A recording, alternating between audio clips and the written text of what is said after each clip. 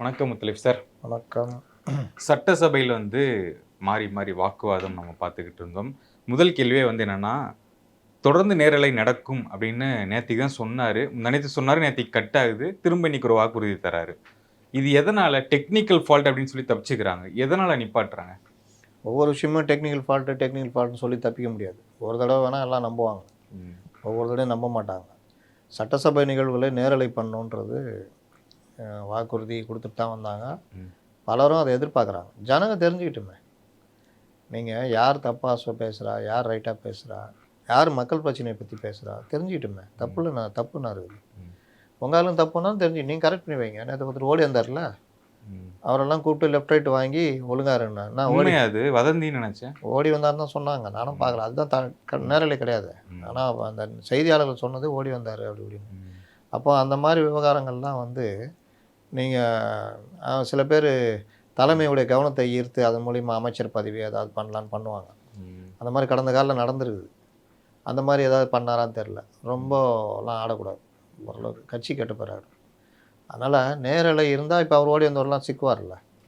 அப்போ இந்த மாதிரி விவகாரத்தில் நேரலைன்றது ரொம்ப முக்கியம். நேரலையும் அப்படியே நேரலையாக போகாது. அது ஒரு 3 நிமிஷம் ஒரு குறிப்பிட்ட செகண்ட், 1 நிமிஷம் வச்சிங்கன்னா 1 மினிட்டில் கட்டாய தான் போகும். கட்டாயம் தான் அனுப்புவாங்க. தேவையில்லாத பண்ணுவாங்க. சபை குறிப்பிலேருந்து நீக்கிறோம், இந்த வார்த்தை தேவையில்லைன்னா தேவையில்லாத வார்த்தையை பேசினவர் தான் மாட்டுவார். அப்போ இந்த மாதிரி வார்த்தையெல்லாம் சட்டசபையில் பேசக்கூடாதோ, அப்போ சபை குறிப்பிலேருந்து நீக்கினா அதை யாரும் இது பண்ணக்கூடாதா? இப்படிலாம் ஜனங்க தெரிஞ்சுக்கிட்டுமேன்றேன். ஏன் மறைக்கிறீங்க? செக்ஸ் எஜுகேஷனே குழந்தைகளுக்கு 12 வயசுக்கு மேலே கொடுக்கணும் அப்படின்னு சொல்கிறாங்க. அப்படி இருக்கும் பொழுது பொலிட்டிக்கல் எஜுகேஷன் ஏன் ஜனங்களுக்கு போய் சேரக்கூடாது? என்ன சட்டசபை என்ன அப்படியே ஒரு பெரிய இதுவாக இது என்ன ரகசியத்தை பேச போகிறீங்க? ஜனங்க தெரிஞ்சுக்கணும். இன்றைக்கி தாவேக ஆட்சிக்கு வந்த பிறகு தான் அவனுக்கு யங்ஸ்டர்ஸுக்கு முன்னாடிலாம் அனுப்புவேன், அதை பண்ணுவான். இந்த அரசியலே மோசம், எதாவது பண்ணிட்டு போங்கடான்னு. இப்போ உட்காந்துட்டு ஆளுநர் உரை மீது நன்றி தெரிவிக்கும் தீர்மானமா அப்படி இப்படின்லாம் கூட பார்க்குற, அதை உட்காந்து பார்த்துக்கிட்டு இருக்கிறாங்க. காரணம் விஜய். அப்போது அந்த இப்படி தான் ஒவ்வொரு காலகட்டத்தில் வரும். அண்ணாவால் ஈர்க்கப்பட்டு அரசியலுக்கு வந்தவர்கள் பெரும்பாலும் அரசியல் தெரிஞ்சுக்கிட்டான். உணர்ச்சி மிக அரசியல், தப்பான அரசியலும் தெரிஞ்சுக்கிட்டான். பலதும் நடந்தது. எம்ஜிஆரால் ஈர்க்கப்பட்டு வந்தவர்கள், இளைஞர்கள் அந்த அரசியல் தெரிஞ்சுக்கிட்டாங்க. ஒவ்வொரு காலகட்டத்தில் அரசியலுக்கு உள்ளே வந்து அந்த மாதிரி இப்போ விஜயால் ஈர்க்கப்பட்டு அரசியலுக்கு வர்றவங்க அரசியல் தெரிஞ்சுக்கிட்டுமே. தெரியாத விஷயங்கள் எவ்வளோ இருக்குது. எனக்கெல்லாம் சில பேர் கமெண்ட் போடுவான், வினோதமாக போடுவான். ஏதோ அவனுக்கு தெரிஞ்ச மாதிரியும் எனக்கு தெரியாத மாதிரியும் போடுவான். சரின்னு கேட்டு தான் போகணும், வேறு என்ன பண்ணுறது? உனக்கு தெரியுமா அப்படின்வான். இன்னைக்கு கூட யாரோ ஒருத்தர் அது 2 தடவை தேசிய கீதம் பாடுறது அப்படின்னு. ஏன்னா இந்த திமுகவில் பல பேர் இந்த தெரியாதவங்களுக்காக பேசுவாங்க. அது ஏவாவில் பேசியிருக்காரு பாருங்கள். 4 தடவை தேசிய கீதம் பாட சொல்லுவாங்க, பாடுவீங்களா அப்படின்னு. 4 தடவை பாட சொல்லுவாங்களா? அப்போ ஏவாவில் எப்படி அமைச்சராக இருந்தாருன்னு எனக்கு ஆச்சரியமாக இருக்குது. ஏன்னா அரசியலமைப்பு சட்டத்தில் சில விஷயங்கள் இருக்குது. ஒரு நிகழ்ச்சினா தேசிய கீதத்தில் தொடங்கணும், தேசிய கீதத்தில் முடியணும்னு. அது சில இடங்களில் மேண்டேட்ரி, சில இடங்களில் தேவைப்பட்டால். சட்டசபையும் அப்படி தான். அந்த அரசு நினைத்தால் அதை ஃபாலோ பண்ணலாம், இல்லைன்னா தேவையில்லை. அரசு நினைத்தால் வந்தே மாதரம் பாட வைக்கலாம். நாளைக்கே பிஜேபி கவர்மெண்ட்டு இங்கே ஆட்சி பிடிக்குது, வந்தே மாதரம் பாடிட்டு தான் தொடங்குவோம் மத்திய அரசுடைய ஆணைன்னா ஒன்றும் பண்ண முடியாது. அது ஒன்றும் பெரிய தீண்டத்தகாத பாடலும் இல்லை. எங்கே வந்தே மாதரம் பாடலில் சிக்கல் வரும்? ஏன் இது மீண்டும் மீண்டும் வந்துக்கிட்டே இருக்கு? ஒரு 2 வாரமாக தமிழ் தாய் வாழ்த்து வரணுமா, வந்தே மாதரம் வரணுமா, இது வந்துக்கிட்டே இருக்கு. அது இந்த லோக்கலில் இருக்கிற அந்த யூடியூபர்ஸுக்கு, பேஜுக்கு தேவைன்றது கிளப்பி விடுறது. இன்னொன்று, உணர்ச்சி மிகு விஷயங்களுக்கு என்றைக்குமே மரியாதை இருக்கும், அதை கிளப்பி விடுறது. ஒரு அரசியல் கட்சிக்கு இந்த திமுகவில் இருக்கிற எல்லாருக்குமே தெரிஞ்ச பேசுறது, தெரியாத ரொம்ப பேர் இருக்கிறான். அவனும் இது பின்னாடி ஓடுவான். வந்தே மாதரம் என்பது நம்ம தேசத்துக்கான பாடல். அங்கே எங்கே பிரச்சனை வருது அப்படின்னா, அதில் ஒரு 4-5 பத்தி இருக்கும். அதில் 5வது பத்தி நம்முடைய கல்விக்கான தெய்வமான சரஸ்வதியும் செல்வத்துக்கான அதிபதியான லக்ஷ்மியையும் வணங்குறோன்றதெல்லாம் வரிகள் வரும். அதை எப்படி ஒரு முஸ்லீம் பாடுவாப்புல? இப்போ நான் அல்லாவை தவிர யாரும் இது பண்ணக்கூடாது. அப்போ நான் வந்தே மாதரம் பாட்டில் தேசத்துக்கான விஷயங்கள்லாம் இருக்குது. வந்தே மாதரம்ன்றது அதான் வந்தே மாதரம் என்போம் இந்த மாநில தாயை வணங்கிடும் என்பதெல்லாம் வரும்ல, அது என்னன்னா இந்தியாவை தாய் மாதிரி பாரத மாதான்ற மாதிரி கொண்டு வந்து வணங்குறது. எல்லா நாடுகளுமே அன்னை தாய் பூமி, அன்னை பூமி, தாய் நாடு அப்படின்னு தாயோட இணைச்சி தான் நாட்டை பார்க்குறாங்க. அவங்கவுங்களுக்கு ஒரு இது வச்சுருக்காங்க. இங்கே அந்த மாதிரி வந்த பாடல்கள்லாம் பெரிய அளவில் சுதந்திர தாகத்தை ஏற்படுத்துச்சு. அதில் முக்கியமான பாட்டு சாரே ஜகான் சேச்சா, வந்தே மாதரம், இந்த மாதிரி பாடல்கள்லாம் அன்றைக்கி பெரிய எழுச்சி விட்டுச்சு. நம்ம அதை தான் பாரதியார் வந்தே மாதரத்தை பற்றிலாம் தனியாக பாடியிருக்கார். அன்னைக்கு நம்ம இந்தியா நமக்கு ஒரு எதிரி இருந்தால் போராடணும். அதுக்கப்புறம் எனக்கு அரசியல் பண்ணணும், வந்தே மாதரம் வேணாம், ஏன் வேணாம், இது வேணாம், இது இதுன்னு அதில் ஒன்றும் தேசிய கீதமாக வைக்கல அவங்க. அது ஒரு இதுவாக ஒரு அப்போ அதில் இந்த விஷயத்தை நீக்கிடணுன்றது முக்கியம். அது நீக்காமல் கொண்டு வந்தீங்கன்னா இஸ்லாமியர்கள் பாட மாட்டாங்க, ஏற்றுக்க மாட்டாங்கன்றது இதுதான் இஷ்யூவை தவிர, இவர்கள் இங்கே ஹிந்தி என்ன ஹிந்தி ஒன்று என்ன பண்ணுது? அது ஒரு மொழி. ஹிந்திக்காரன்ட்ட பிஸ்னஸே பண்ணுறது இல்லையா? ஹிந்திக்கார ஐஏஎஸ் ஆஃபீஸரை வீட்டை துரத்தி விட்றியா? ஹிந்திக்கார ஆடிட்டருங்களை வச்சுக்கிறது இல்லையா? ஹிந்திக்காரன்ட்ட கமிஷன் வாங்க மாட்டீங்களா? என்ன கதை? அப்போ இவர்கள் அரசியல் பண்ணுறதுக்கு இதில் இவர்களும் மாட்டிக்கிறாங்க, தாவேகாவும். ஆனால் வந்தே மாதரம் உள்துறை அமைச்சகம் சொன்னது ஆளுநர் ஜனாதிபதி பங்கேற்கிற பொது நிகழ்ச்சிகள், இது இல்லை, அதில் மேண்டேட்ரி, மற்றதெல்லாம் நீங்கள் முடிவு பண்ணீங்கன்ட்டாங்க. அதனால் எங்கள் சட்டசபையில் வந்து இவங்க வேணான்னு முடிவு பண்ணுவாங்க. அதெல்லாம் இல்லாட்டி ஆளுநர் இங்கே திணிச்சிருப்பார்ல. ராஜ்பவனில் ஆளுநர் ஏன் நிகழ்ச்சி நான் பாடுவேன்னு பாடினார், அது ஒன்றும் பண்ண முடியாது. இதில் பண்ண முடியாதுல்ல, இது இவங்க இடம். அதுமாதிரி மாநில அரசு நிகழ்ச்சிகளில் இவங்க இடம். இப்போ இவர் ஆளுநர் வந்து ஒரு இதில் கலந்துக்கிறாரு, பட்டமளிப்பில், அங்கே வந்தே மாதரம் பாடணுமானா பாடணும். அது அந்த மாநில அரசு சில நேரம் முடிவு பண்ணும். ஆனால் தேசிய கீதம் 2 தடவை பாடணுன்றது மேண்டேட்ரி. இந்த மாதிரி பல விஷயம் சில இடங்கள்லாம் கண்டுக்காமல் போயிடணுங்க. இந்த கல்யாணத்தில் சில பேர் பிரச்சனை பண்ணுவாங்க தெரியுமா, அந்த ரகங்க இதெல்லாம். கல்யாணம் நடக்கணும், முடிஞ்சால் அவனுக்கு ஏன்பா செலவுக்கு ஏதாவது காசு இருக்குதா, இல்லை ஏதாவது இருக்கா, இல்லை உனக்கு ஏதாவது பேசணுமா, மண்டபம் இந்த மாதிரி பண்ணுறவன் தான் மனுஷன். வந்து என்னை ஏன் கூப்பிடல, இது என்ன ஏன் இப்படி வச்சுருக்க, ஏன் இந்த இடத்துல இப்படி உக்காரணும்ல, ஏன் இப்படி உக்காரன்னா இவன் வந்து விளங்காதவன், இவன் என்றைக்கும் பிரச்சனை தான். அந்த மாதிரி தான் இவர்கள் இதை கொண்டு வர்றாங்க. 2 தடவை பாடணுன்றது புரோட்டோக்கால். அதை கடைப்பிடிக்கணுமா வேணாமான்னு அந்தந்த சட்டசபை முடிவு பண்ணணும். போன தடவை இது ஒரு பெரிய புரோட்டோக்காலில் வந்து இப்போ ஓடி வராரு அப்படிலாம் நம்ம கேள்விப்படுறோம். அதெல்லாம் வந்து இருக்கா? என்ன ஓடி வராரு? உள்ளேருந்து ஓடி வராரு யார்? ராயபுரம் எம்எல்ஏ அவர்கள் கீழே ஓடி வராரு, இறங்கி ஓடி வராரு, அடிக்கிறதுக்கு பாயிரா, இந்த மாதிரிலாம் நம்ம கேள்விப்படுறோம். அதெல்லாம் எப்படி? அதெல்லாம் பிரச்சனை இல்லையா புரோட்டோக்கால் படி? புரோட்டோக்கால் இது நான் சொல்ல வந்தது தேசிய கீதம் இசைக்கிறது சொல்கிறேன், அதை தான் புரோட்டோக்கால்ன்றேன். புரோட்டோக்கால்ன்றது ஒரு சட்டமாக போட்டு அதில் உருவாக்குறத சொல்கிறேன். இவர் அடிக்க ஓடி வரதெல்லாம் எப்படி புரோட்டோக்கால்னு கேட்கலாம். முதல்ல எங்கேனாலும் அடிக்க ஓடி வந்ததை யாரும் ஏற்றுக்குவா? சட்டசபை எதுக்கு? சட்டசபை சட்டத்தை இயற்றுகிற சபை. அங்கே வாதங்கள் பிரதிவாதங்கள் தான் இருக்கும். அங்கே எப்படி கை கலப்பு இதெல்லாம் வரும்? இந்த தம்பி புதுசாக ஒரு இதை உருவாக்க ட்ரை பண்ணது போல். மந்திரி பதவி ஏதாவது தேவைப்படும், வேற என்ன ஏதாவது பண்ணி விஜய் திரும்பி பார்த்து பரவாயில்லையா, யார் இந்த தம்பி ராயபுரத்தில், அப்படியா, சரி தம்பிக்கு சண்டை பயிற்சி துறை அமைச்சராக ஏதாவது கிடைக்குதா பாருங்கள் அப்படி. அந்த மாதிரி துறையே கிடையாதுண்ணா, அப்போ வேறு ஏதாவது துறை இருந்தால் பாருங்கள். இப்படிலாம் பண்ணுறவங்களாம் இருக்காங்க. இதெல்லாம் அட்டென்ஷன் சீக்கிங். இன்றைக்கி பேசிகிட்டு இருக்கோம்ல, சும்மா வந்துட்டு போனால் யாராவது பேசுவாங்களா? ஆர்கே நகர் எம்எல்ஏ பற்றி பேசணுமா? இதான் அட்டென்ஷன் சீக்கிங். ஓகே. எம்எல்ஏக்கள் வந்து உறுப்பினர்கள் மாறி மாறி கேள்வி வினா விடை அப்படின்ட்டு பேசியிருந்தாங்க. மொத்தமாக ஃபோக்கஸ் பண்ணுறது சிஎம் மேலே தான் வராங்க. இவர் ஏன் பேச மாட்டாருன்னு கேட்கும்போது அவங்க உறுப்பினர்களே சொல்கிறாங்க, டைம் வரும்போது பேசுவார், கரெக்டான நேரத்தில் பேசுவார் அப்படின்னு. சிஎம் எப்போ பேசணும், என்னென்ன பேசணுன்னு யார் முடிவு பண்ணணும்? யார் முடிவு பண்ணணும்? அவர் தானே முடிவு பண்ணணும், மற்றவங்களா? திமுகவை பொறுத்த வரைக்கும் எத்தனை தடவை அடி வாங்கினாலும் திருந்த மாட்டாங்க. எம்ஜிஆருக்கு இப்படி தான் பண்ணாங்க. எம்ஜிஆர் நாலேஜே இல்லை, கலைஞர், இப்படிப்பட்ட கலைஞரை தோக்கடிச்சிட்டாங்க. ஒன்றுமே இல்லாத எம்ஜிஆர் ஒரு நடிகர், இதால் என்ன தெரியும்? கோமாளி மலையாளி, தமிழ் மேலே இருக்குன்னா இருக்குது. அவர் தான் தமிழ் பல்கலைக்கழகத்தை உருவாக்கினார். தமிழ் பல்கலைக்கழகத்தை உருவாக்கியவர் எம்ஜிஆர். இவர்கள் சொன்ன மலையாளி, அதாவது கூட இருக்கிற வரைக்கும் போர்வால் அறிவாளி, திமுக விட்டு வெளியே வந்தோன்னே மலையாளி. சரிங்க, திராவிடத்தில் என்னென்னாங்க இருக்குது? கேரளா இருக்குது, ஆந்திரா இருக்குது, இது இருக்குல்ல. அப்போ கேரளாவில் மலையாளம் இருக்குல்ல. ஆமாம். அப்போ திராவிட கட்சி தானே, திராவிட முன்னேற்ற கழகம் தானே. அப்போ எம்ஜிஆர் ஏன் மலையாளி சொல்கிறீங்க? அந்த மாதிரிலாம் ரொம்ப நுணுக்கமாலாம் கேட்காது. இப்படிலாம் எம்ஜிஆரை படாத பாடுபடுத்தினாங்க. எம்ஜிஆர் என்ன செஞ்சாலும் அதை கிண்டல் பண்ணுறது, நோகடிக்கிறது, இந்த வேலைலாம் பண்ணாங்க. ஆனால் தமாஸ் என்னென்னா, இந்த விஜயகாந்த் சொல்லுவார், திட்ட திட்ட திண்டுக்கல், வைய வைய வைரக்கல்னு. அந்த மாதிரி இவங்க எம்ஜிஆரை என்னென்ன பண்ணாங்களோ அது எம்ஜிஆருக்கு மாலையாக விழுந்துச்சு. ஜனங்க அந்த மகராசன் என்ன பண்ணுவார், நீ வந்து அடித்தா அடிக்காத கொள்ளையா, நீ பண்ணாத ரவுடிசம்மா அப்படின்னு வெறுப்புடைய உச்சத்துக்கு போயிட்டாங்க. அந்த இதுக்கான வந்த தாய்மார்கள் ஆதரவு இருக்குல்ல, அப்படியே ஜெயலலிதாவுக்கு பாஸ் ஆச்சு. சரி, அப்போவாவது வாங்கணுமே, இனிமேலாவது திருந்தி சும்மா இருப்போமா? இல்லை. ஜெயலலிதாவை கூடுதலாக பெண்ணுன்றதை வச்சுக்கிட்டு ரொம்ப மோசமாக டிஃபேம் பண்ணாங்க, கேரக்டர் அசாசினேஷன் பண்ணாங்க. ஒரு கட்டத்தில் சசிகலா ஜெயலலிதாவை இணைச்சி வச்சே பேசுகிற அளவுக்குலாம் பண்ணாங்க. இவர்கள் என்ன நினச்சிக்கிறாங்கன்னா, அந்த மாதிரிலாம் பேசுனா நம்மளை ஜனங்க அப்படியே பார்த்துட்டு, ஆகா இந்த மாதிரி வண்டையாக பேசுகிறாரு, இவருக்குள்ளே நம்ம ஓட்டு போட்டிருக்கணும் அப்படி நினைப்பாங்கன்னு இவங்க நினைப்பு. அதோடைய விளைவு என்னாச்சுன்னா, ஜெயலலிதாவுக்கு மலர் மாலையாக விழுந்தது. அவங்க பவர் இன்னொன்று அவர்கள் சும்மா இருக்கலையே.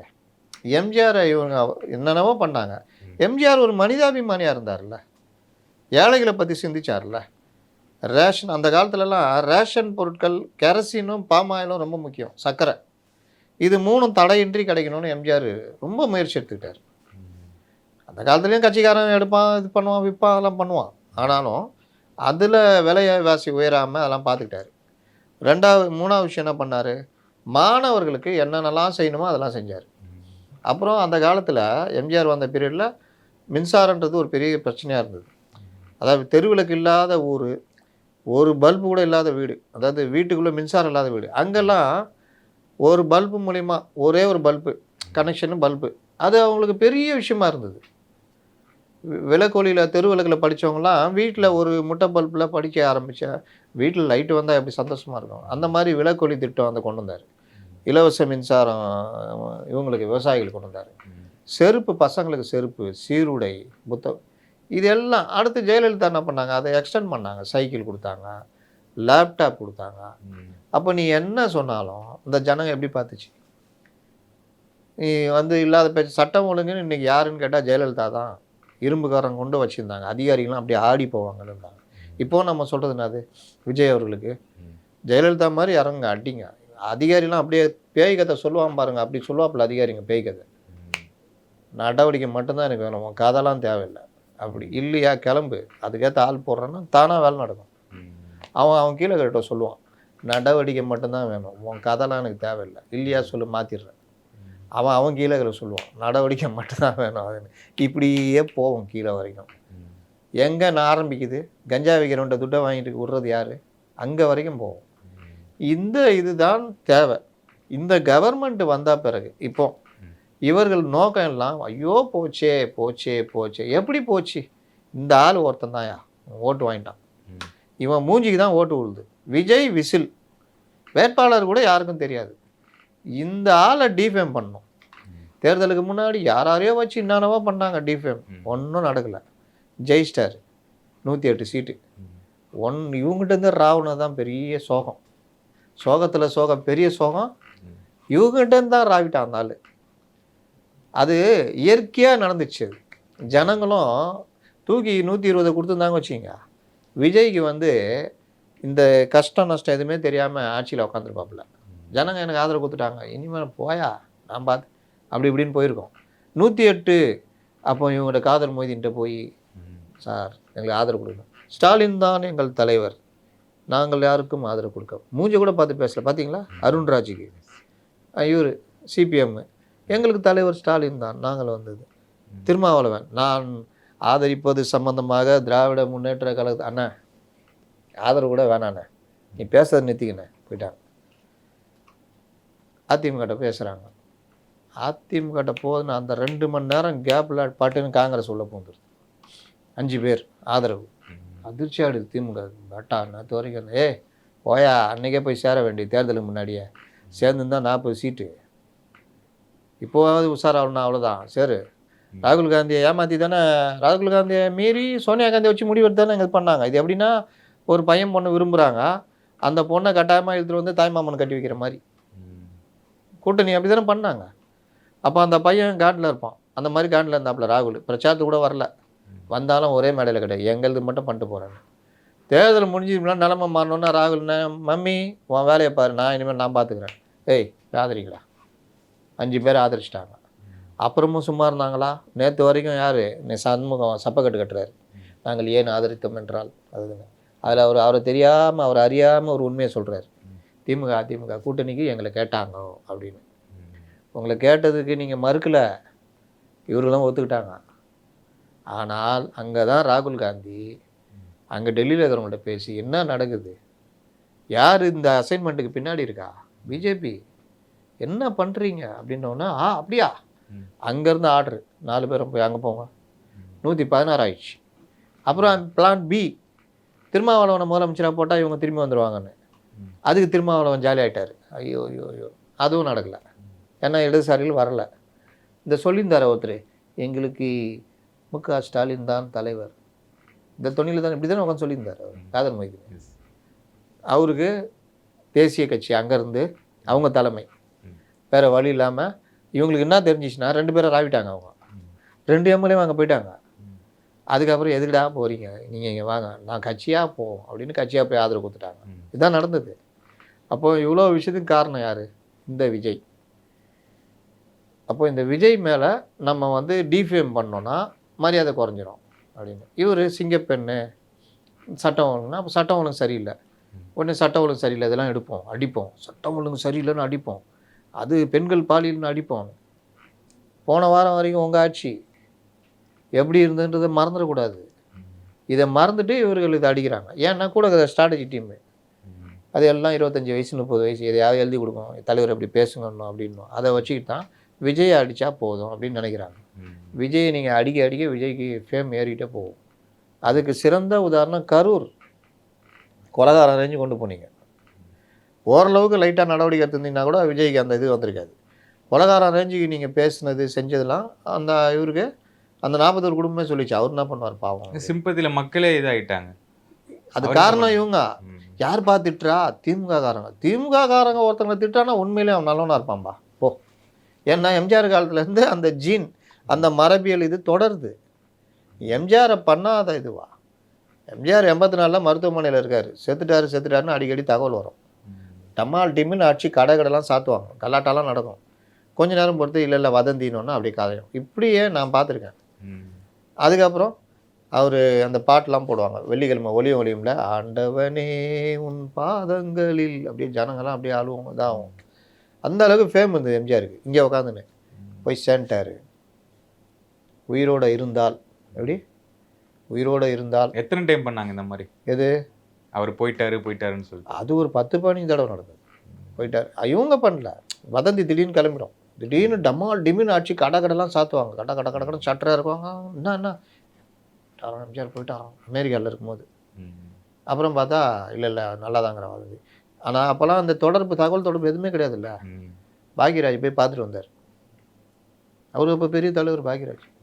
நான் பார்த்தேன், நல்லா இருக்காரு, வேணுமென்றால் நான் ஃப்ளைட் டிக்கெட்டு போட்டு தரேன், கலைஞரை போய் பார்க்க சொல்லுங்கள் பாக்யராஜ் சொல்கிறார். பிரச்சாரம் பண்ணுறாரு. ஜெயலலிதா பெருசாக பிரச்சாரம் பண்ணுறாங்க. புரட்சி தலைவர் உயிரோடு இருக்கார், அவர் வந்து ஆட்சி பொறுப்பை ஏற்றுக்குவார் அப்படின்னு ஸ்பெஷலாக ஆண்டிப்பட்டியில் அவர் இன்னும் தொகுதியில் பிரச்சாரம் பண்ணுறாங்க.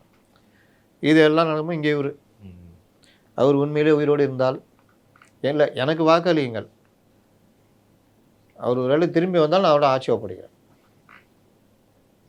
நான் சொல்கிற அர்த்தம் கிடையாது, ஆனால் அவர் இப்படி தான் சொல்கிறாரு. எப்படி சொல்கிறாரு? ஏன்டா ஆட்சி கொடுங்க, அவர் வந்தால் நான் கொடுக்குறேன் அப்படின்னா அவர் இல்லை.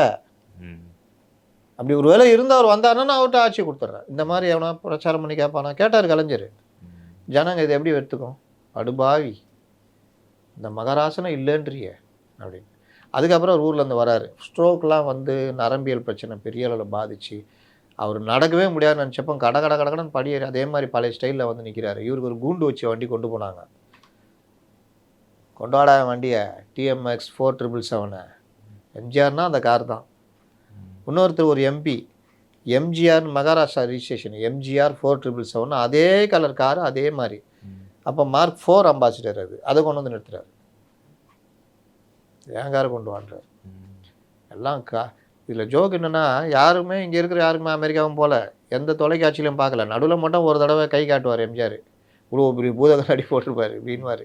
அதை இவங்க என்ன சொன்னாங்க, கயிறு கட்டி கையை தூக்குறாங்க இப்படிலாம் சொன்னாங்க. எதையுமே ஜனங்க நம்பலை. இங்கே வந்து எம்ஜிஆர் இறங்கணுன்னா திருநாவுக்கரசுலாம் அப்படியே கதறி அழுதுட்டு காலில் விழுறாரு. அப்படியே அழுதுட்டே காலில் விழுறாரு. எல்லாம் அழுகுறாங்க. அப்படியே பிடிச்சி தூக்குறாரு ஒவ்வொருத்தரையும். அப்புறம் கூட்டத்தில் கையை காட்டுறாரு. காலைல 6:30 மணி 7 மணி இருக்கும். அதாவது பல்லாவரம் மைதானத்தில் இவ்வளோ கூட்டம். அதுக்கப்புறம் காரில் ஏறி கையாடிட்டே போகிறாரு. மறுநாள் பதவி ஏற்கிறாரு. அவரால் பேச முடியல. இன்னொன்று இந்த இடத்துல அப்படி தொடச்சிக்குவார். இதெல்லாம் கிண்டல் பண்ணாங்க.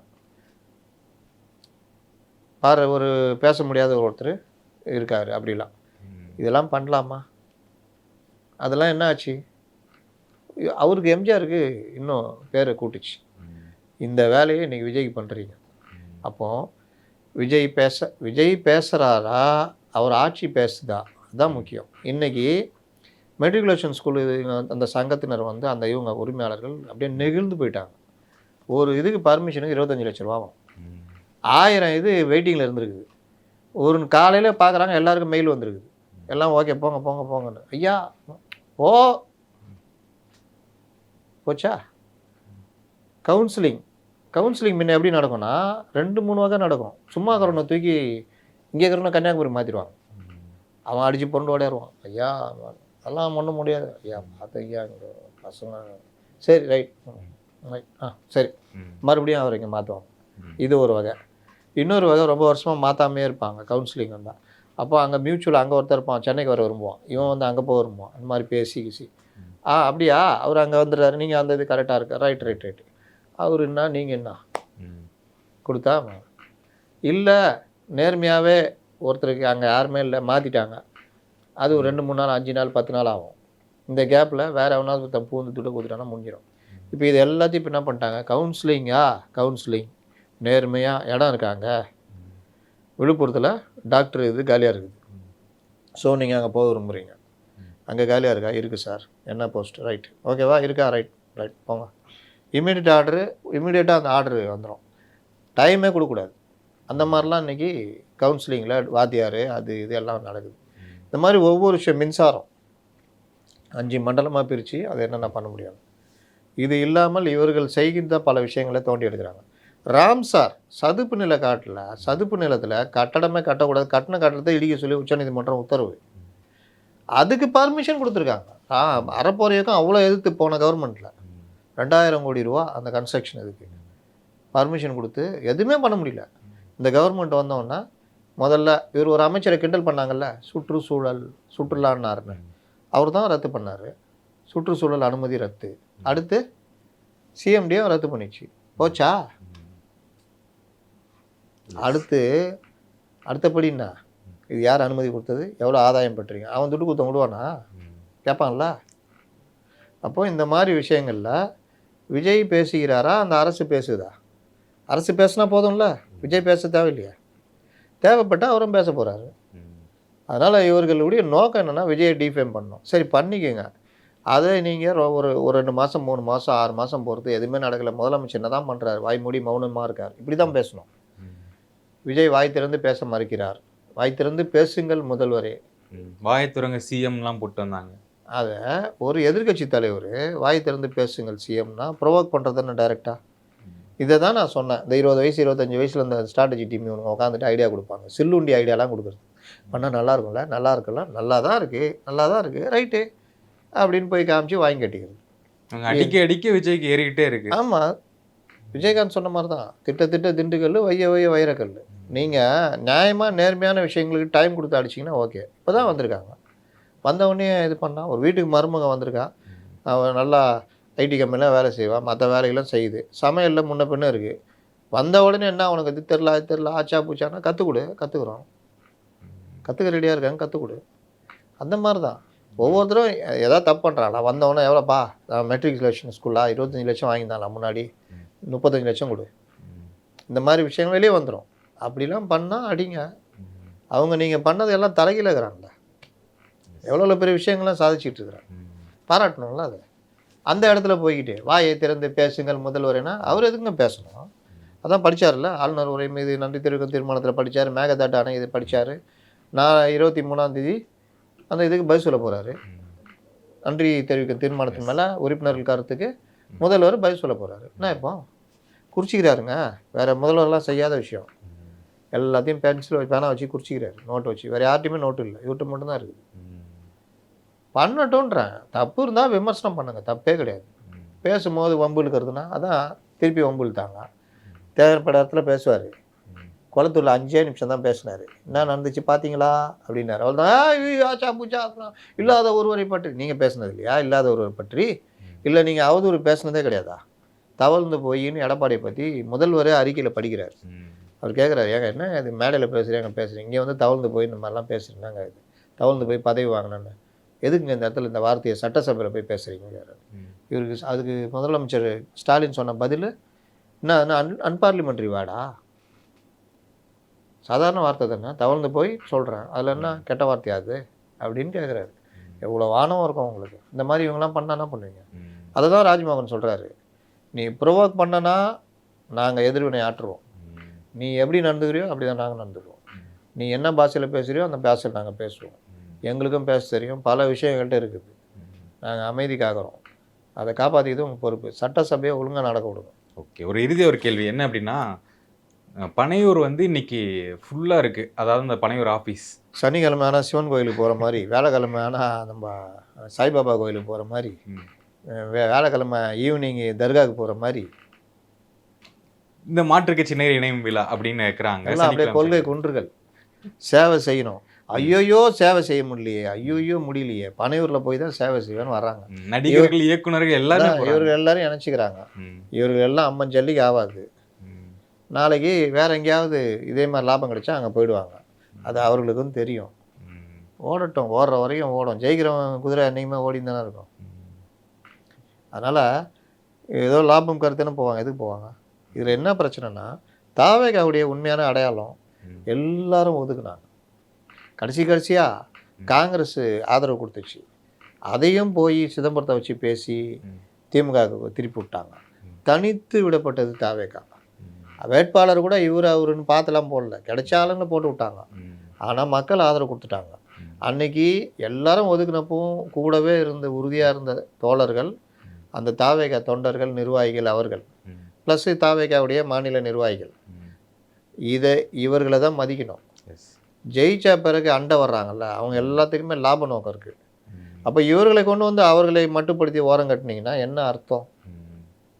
ஒருத்தன் ஜெயிக்கிறதுக்கு ஒன்று நான் எனக்கு தெரிஞ்சு ஒரு ஐஏஎஸ் அகாடமி, அந்த துறை சார்ந்தவர், என் பேரை சொல்கிறேன், சந்தோஷ் சபரின்னு ஒரு இது, அவர் ஏழை எளியவர்களுக்கு ரொம்ப முயற்சி பண்ணி படிக்க வைப்பார். ஒரு பையன் காது கேட்காது, வாய் பேச வராது, அந்த பையனுக்காகவே முன்னாடி நின்று வகுப்பு எடுப்பார். இந்த ரிப்ஸ் மூமெண்ட் வச்சு அவன் கற்றுக்குவான். பல இது பண்ணார். ஜெயிச்சப்போ என்கிட்டலாம் சொன்னார், நான் பேட்டி எடுத்தேன், ஒரு இடத்துல கூட அவர் பேரை சொல்லலை. அந்த நேரத்தில் வந்த கும்பல் எல்லாம் இருக்குல்ல, அது தனி. ஒரு அம்மா அவர்கிட்ட படித்தவங்க ஒரு இதில் ஐஆர்எஸ் ஆஃபீஸர் ஆகுறாங்க. அந்த நிறுவனத்துக்காக எதுவுமே பண்ணல. இன்னொரு ஐயா இப்போ கலெக்டராக இருக்கார்.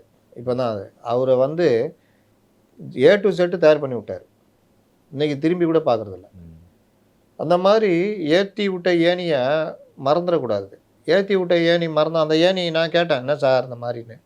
சார் அது அவங்க பழக்கம் சார், நம்ம வேலையை பார்ப்போம் சார் அப்படின்ட்டு. அடுத்து என்ன அப்புறம் அப்படின்னு ஒரு படத்தில் விசு கல்யாணம் ஆகாத பொண்ணுக்கு 13 கண்டிஷனை இது பண்ணி மணல் கயிறு கல்யாணம்லாம் பண்ணி வச்சுருவார். அந்த கண்டிஷனுக்கெலாம் எல்லாம் ஒத்துக்கிட்டு சுயநலமாக கல்யாணம் பண்ணுவாங்க. அப்புறம் பிரச்சனை வரும்போது எல்லாம் விசு மேலே குற்றத்தை போட்டு இவங்கெல்லாம் ஒன்றாயிடுவாங்க. அவரை விசுவை வெளியே தோற்றி விட்ருவாங்க. அவர் வெளியில் வருவார். வெளியில் வந்துட்டு அதோட சும்மா இருக்க மாட்டார், கோயிலில் போய் படுப்பார். அந்த பொண்ணு ஓடி வந்து நன்றி சொல்லிட்டு போவோம், சரிம்மா நல்லா இருமா அப்படின்ட்டு இருப்பார். அப்புறம் பார்த்தா சீனில் காமிச்ச மாதிரியே ஒரு அம்மா பொண்ணை கூப்பிட்டு அடிப்பிரதட்சணம் பண்ணிட்டு போவாங்க. உடனே இவர் எந்திரிச்சிடுவார், என்னம்மா அடிப்பிரதட்சணமா, என்ன வேண்டுகோள் அப்படின்னா, நல்ல மாப்பிள்ளை வேணுமா, சரிம்மா என்ன கண்டிஷன் போட்டிருக்காங்க அப்படின்னுவார். அதோட படம் முடியும். என்னன்னா, என் கடன் பணி செய்து கிடப்பது, போட்டுருவோர் தூட்டுறட்டும், நான் வந்து என் வேலையை பார்க்குறேன். அந்த மாதிரி அந்த இன்ஸ்டியூட்டுடைய இதுவும் வச்சிங்கன்னா அந்த மாதிரி ஒர்க் பண்ணவங்க தான் அந்த தோழர்கள், அந்த இவங்க. அவங்கள புசி ஆனந்தம் மற்றவர்களை விட்டுறக்கூடாது. இந்த வர்றதெல்லாம் அற்று கொடுத்த அறுபறவைகள், பழம் இருக்குது, தண்ணி இருக்குது, மீன் இருக்குதுன்னு வருவாங்க. இன்றைக்கி எதுக்கு திமுகலேருந்து வராங்க, ஏன் அதிமுகலேருந்து வராங்க? அதிமுகவில் எடப்பாடி ஜெயிச்சிருந்தாருன்னா எடப்பாடி என்னும் ஆளுமை அப்படின்னு பேசிட்டு அங்கேயே இருப்பாங்க. தோற்று போனதுனால லாபத்து நஷ்டத்துக்கு வர்றாங்க. இதை அவர்கள் உணர்ந்துக்கணும். அடையாளத்தை இழந்துடக்கூடாது. தாவேக்காவுக்கு ஒரு அடையாளம் இருக்குல்ல, ம். அது இன்னைக்கு யாதை வச்சு நான் சொல்கிறேன் அதிமுக தான் நாங்கன்னு. இது பைத்தியக்காரத்தனம். அதிமுகன்றது தேவையில்லை, திமுக தேவையில்லைன்னு தான் உங்களை தேர்ந்தெடுத்தாங்க. விஜய் தான் இன்னைக்கு தேவை, தாவேக்கா தான் தேவைன்னு. அந்த அடையாளத்தையும் அழிச்சிக்கிறீங்கன்ற. ஓகே சார், நன்றி சார். நன்றி.